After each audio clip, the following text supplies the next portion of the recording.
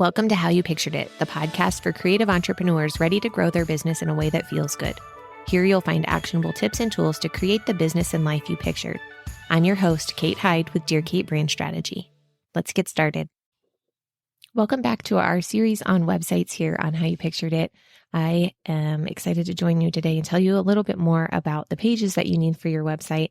If you're just joining us for this series, the first two episodes have come out. The first one was all about why your website matters and how it helps your business grow.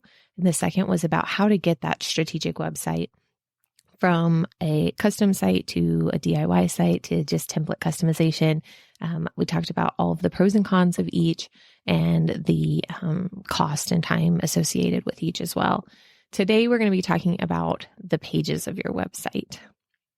I've been doing a lot of website reviews lately, and one thing that I've noticed that kind of follows through from one to the other is that there is so much great information and good copy, but it's not necessarily in the right order, and it can be hard to follow and hard to find the information that you need to book from the client perspective. I've found when I've DIY'd my own websites in the past, it can get really overwhelming to try to understand what goes where. I also know that a lot of the times we are constantly working on our websites, right? They're never really completely done. We're always adding things, adjusting things. And sometimes it feels like those puzzle pieces are just shoved in the wrong places. So really what we have to do is get back to the purpose of each page and understand it from the viewer's perspective. When we DIY or really do anything in our business, I find that we can get too close to the situation to really see the whole picture. It's like standing inches away from Monet's water lilies. You see brush strokes only and don't see the big picture. Really, did you know that Monet's water lilies is like 3.5 feet by 7 feet? The one that you see most commonly, he had a whole series of water lily paintings. But the most famous water lily painting is 3.5 feet by 7 feet. When you see that big picture, it's totally different. Like if you stand back from it and view it from a different perspective versus being the painter and seeing all of those little brush strokes and being really close to it. This episode is here to help you back up a little and think about what your customer is going through, what they need to know, and how to get them from realizing they have a problem to realizing you're the solution to their problem and booking with you. The pages we're going to talk about today are the home page, the about page, services pages, contact pages, and blogs. I have a few others that we'll talk about as we get towards the end, but these are the main ones. First, let's talk about the home page. Now, I will say, as you work on your site, this is not necessarily the order that you want to work in. It can be easier to start in the middle and then go back and fill things out for the home page. But I just want to walk through how most people will view your site. And again, not all people will. Google will serve them a blog post when they search, or, your about page or service page, not always your home page. So the home page, this is like your storefront or your business card. We want to put the most pertinent information here. We want to make sure that anyone visiting understands what you offer and if they're the right fit for this offer. We want them to feel seen. We want them to feel like we understand their problem and we can solve it. This is where you're really going to put your overarching brand message and value statements.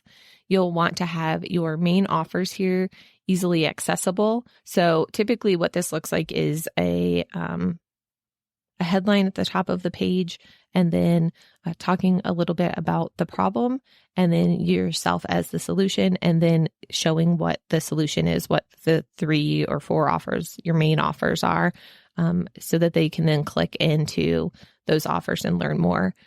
After that, we'll put a brief bio or introduction to who you are. You want to give people some idea of who they're working with right from the beginning. People like to work with people. And especially if you are a small business owner, you're a small business, personal brand, it's really important to have your face smiling right there on the homepage. Another thing we're going to talk about, you'll hear me talk about throughout this whole episode, is testimonials and credibility.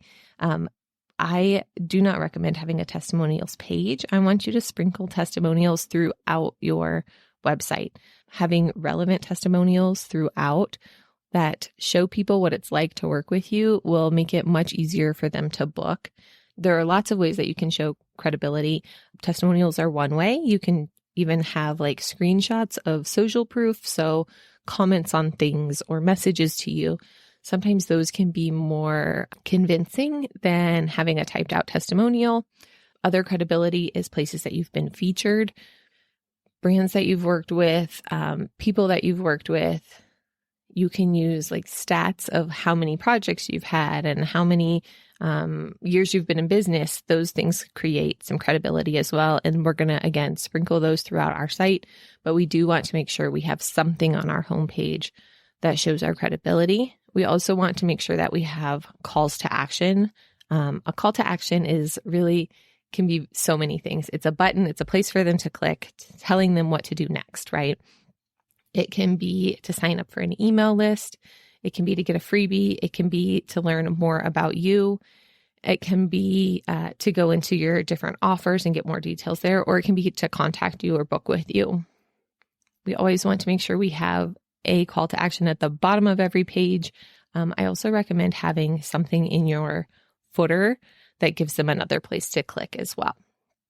So again, for our homepage, we're really just giving them an overview of who we are, what we do, and who we help, and then leading them to find the right offer for them. Your homepage is really like a tour guide through your business. The next page we're going to talk about is the About page.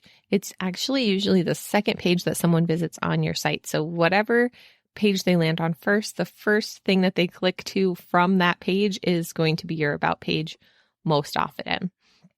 I do find a lot of people actually skip an About page, and I would highly recommend you don't, because it is something that's interesting to most viewers. They want to learn about who you are, about the business.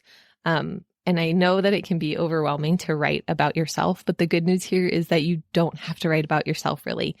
It's not just about you. It's more about how you help the person you're talking to and how you do it differently than other people do.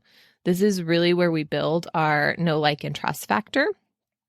I do find, though, that we have to start with the trust part of it. And often we start with like, hi, I'm Kate, or hi, welcome to my website. And really what we want to do here is talk more about seeing who they are, that viewer, and understanding their problems and how you're going to solve them. And then we build in that more of like the know and the like factors. The trust factor comes first. You have to build the trust with them and get their attention before really telling them about yourself. The like and the know part of it are really where we build relatability and personality. And we kind of can do that through how we solve their problem differently than other people. For example, like on my photography website, I talk about how I'm a mom. And so I have those experiences of motherhood, and I photograph motherhood and how I see motherhood. But also I'm talking more about like how I know that they're experiencing stress and they want a stress-free photo session. What I really don't want you to do is start your About page with something like, hey, I'm Kate. I am a photographer. I love capturing moments. I love warm, sunny days and iced coffee. That's not what's happening here. Again, we really just want to build that trust and show them that we understand them from the very get-go. And then we can put in like some of those ways that we can relate. Like maybe they like iced coffee too. It's totally fine to have those things on your page, but I just want them further down. The personal details, the fun facts, they go further down on your About page than most people think. Also, again, we want testimonials throughout and calls to action. We want to tell them where to go next and what to do as they're visiting our site. We don't want people to have to scroll up to the main menu every time that they're ready to go somewhere else, because a lot of the time they're just going to click away. If you're not telling them what to do next, they're going to get overwhelmed or confused and leave the site. All right, next, let's talk about service pages. I find that a lot of DIY websites or websites that look a little less professional, this is one place where they really could make a big change. I think a service page is a newer concept to a lot of small business owners. We tend to group things by category like pricing, experience, testimonials, galleries, and we have individual pages for all of those things. Instead, I recommend having a services page though. This is a page where you can just like really lay it all out there and deep dive into an individual service, or it can be an overview of like multiple offers if they have like nearly identical target audiences or are very similar to each other. For example, with photography, it would be like if you offer newborn sessions and you offer both like in home and in studio, you can put those on the same page. But having individual pages for each of your offers really gives you a place to target the problems that offer solves. You can talk about the process here of what it's like to work with you, the experience.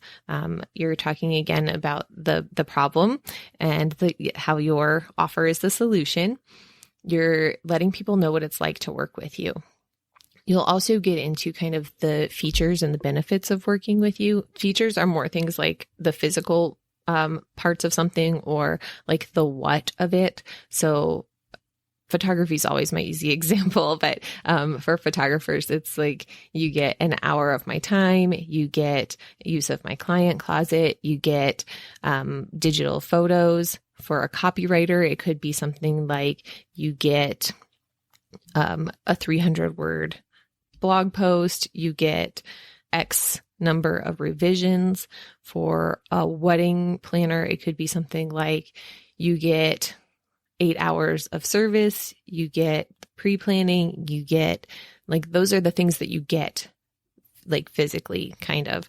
And then the benefits are more things like so it's the easiest way I find to add the benefit to a feature is to say, so that you get an hour of my time so that you can be comfortable and get the job done or whatever. Like I'm just spitballing here, but that's kind of the difference between features and benefits.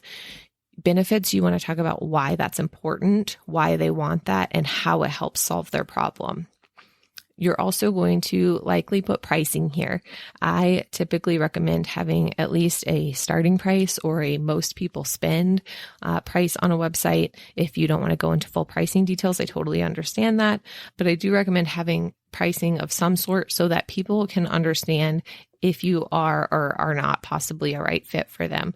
I think not having pricing on a website at all can make people feel like either you're too expensive for them without even knowing, what the price is. They just automatically assume, like, for example, if you're at a fancy restaurant and something says market price, you probably don't even ask what the market price is because you just assume it's too much for you. It also makes it so that people who can't afford you are contacting you, and that is extra work on your end, like replying to those people who obviously are not the right fit. They can't afford your services. You're way out of their budget. So having some kind of pricing there gives like an anchor and helps people understand if they are a right fit or not. And it helps you get more qualified inquiries into your inbox.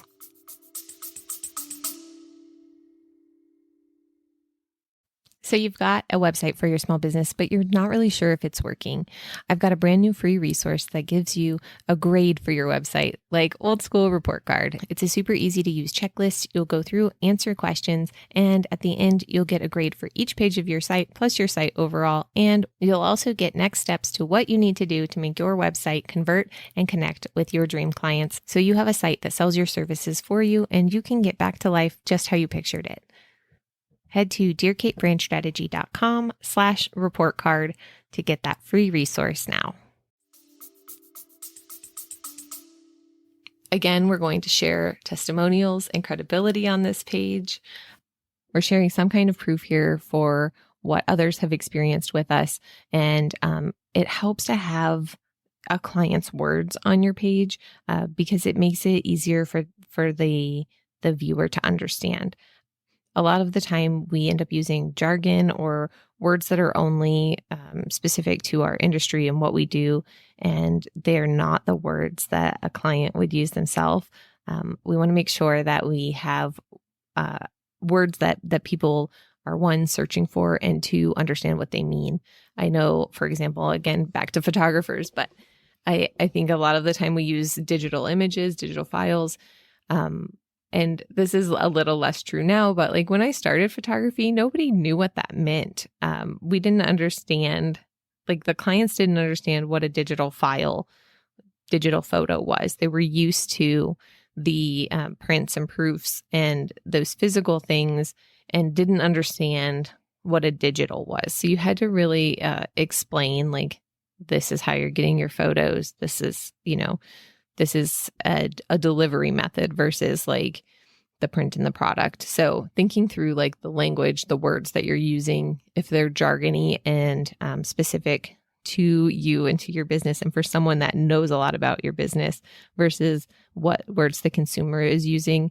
Again, using those testimonials helps you kind of see what words the end user is using to describe your services, and it helps bring back the viewer into that world. Now, for my photographers, my artists, anyone else who may have like a portfolio of work, web designers, I recommend showing your work here on your services page versus having a separate gallery page. You want to sprinkle your images in your work throughout that page, show a lot of the what they get along with the service, the visuals of what they get, versus having a separate gallery page. The downfalls of a gallery page are one that when you have really like heavy photo only pages, it's slower to load. People don't like when a website loads slow. They'll click away from it faster, which brings down your ranking in Google. So having fast loading sites is important. Second, people don't always click to those pages. They don't necessarily like get the idea of like viewing the work and understanding that each artist or photographer or designer has a style, and that you can see that from their portfolio, but having it mixed in with your services pages puts it again more forefront to them. They're more interested in the price and like the experience, honestly, than what your work looks like, because they don't really understand the differences in style from one person to the next. The other thing about a gallery only page is there's typically not a lot of words on it, which means that Google has nothing to crawl. Putting your images and your work mixed in with more details about the work will help Google find that page.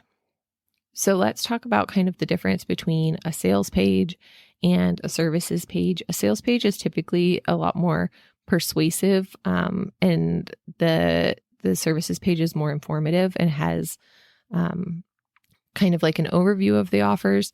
A sales page is going to be more targeted for one specific offer. It has a solitary goal in mind of getting that person to buy. It also typically doesn't have like header navigation to other offers or services or other pages, because you really want to have a person make a buying decision right there on that sales page.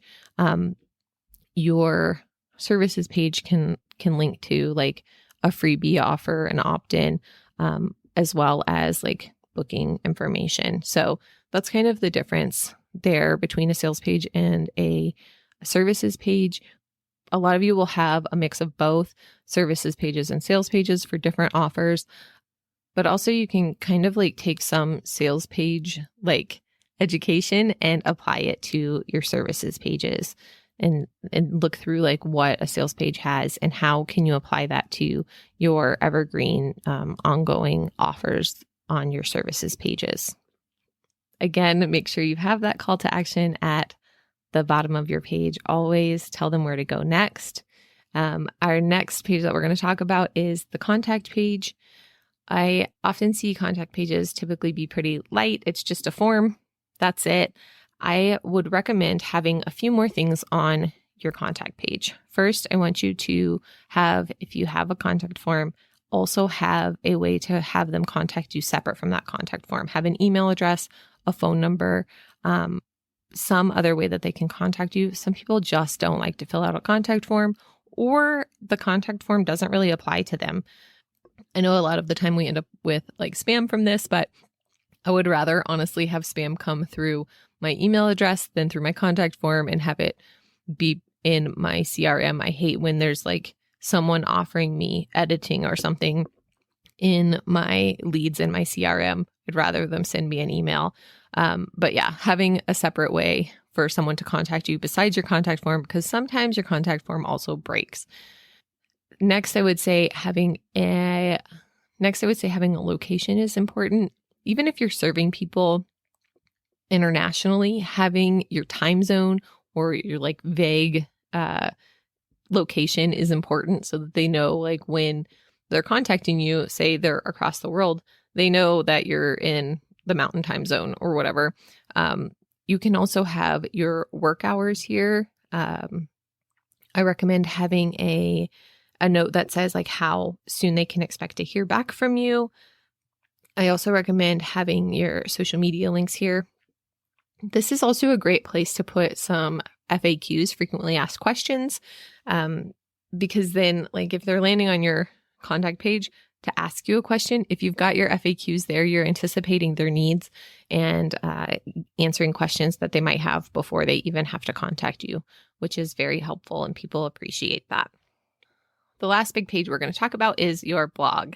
So not everyone has a blog. I understand that. I do highly recommend having a blog though, because it is a great way to create content that is long form, has a home that you own, and then you can repurpose that content to say your social media or your email list. A blog is also wonderful for SEO, search engine optimization. Having fresh content often is something that Google likes, and it helps you establish authority. So a blog is a great place to share information, share educational information. You can share more of your work here. Back to that kind of gallery page thing, a blog is a great place to show what a full session might look like versus having a separate gallery page for a session. On your blog page, besides having your actual blog posts, I recommend having some kind of a sidebar or a blurb somewhere on that page that talks about who you are and what you do, how you help people, because a lot of the time Google will serve a blog post as a search result, especially if you're blogging well and answering questions that people have. Those pages will come up in search results more often because typically they're also more current and more fresh information. So having a way for people to contact you from your blog page and your blog posts is important. Okay, so that covers our main pages. Some other potential pages you might have are an FAQs page. Some people do have that as a separate page on their website. I also recommend, again, having it on your contact page, or you can have them throughout your services pages. Another option is to have an FAQs link in your footer. So for example, if you decide to put your FAQs on your contact page, you can still have a link to FAQs in your footer that goes to that contact page, to that canvas or that section of that page. Another thing is opt-in pages or landing pages. So those are pages that specifically have a place for someone to put their email address in and sign up to your email list to get your freebie. They can be longer form or shorter form pages. Typically, they don't have navigation to the rest of your site on them. They are just a page for people to opt in. And then the last one is thank you pages, especially if you're running ads to your freebies. A thank you page is something where once they've opted into something, it redirects them to a thank you page. Then there's like Facebook pixels that show that someone landed on that thank you page. So it's a way for Facebook to tag who has opted in. Another use of thank you pages is after someone submits a inquiry, you can have a thank you page that tells them like what to expect next that pops up. And that can be really helpful as well. Use of video on thank you pages is wonderful. Like letting them know, hey, thanks for inquiring. Here's what you can expect next. Gives them a little view of who you are and what you do. All right. So that should cover really the majority of the pages on your website and tell you exactly where each thing goes. It's so important to be strategic as you design your website and choosing your pages. You don't want too many places for people to have to click to get the information they need. They won't do it. They'll get confused and overwhelmed and they'll leave your site. So making sure that you understand what someone needs to know from one step to the next to click through your site and get the information they need to book is really huge. I hope this has been helpful in kind of laying it all out for you and understanding what goes where. In my course, the Website Launch Accelerator, you do get a framework for each page of your website, as well as copy templates for them to help you kind of through what goes where. You also get information on like laying out what that client experience is and understanding who you're working with and what your business goals are to make sure that your website is strategic and helps you reach your goals. Next week is our final episode of this series, which is going to be on how your website fits into your overall marketing strategy. Excited to talk to you about that. If you have specific questions on anything we covered today or in the last 2 episodes, or if there's something you want me to cover in next week's episode, be sure to DM me on Instagram at Dear Kate Brand Strategy. I love to hear from you, and I cannot wait to talk to you again. Please take a moment to rate and review the podcast on your favorite podcast player. That helps me grow so much, and I truly appreciate it. I hope you have a great week, and I will talk to you soon.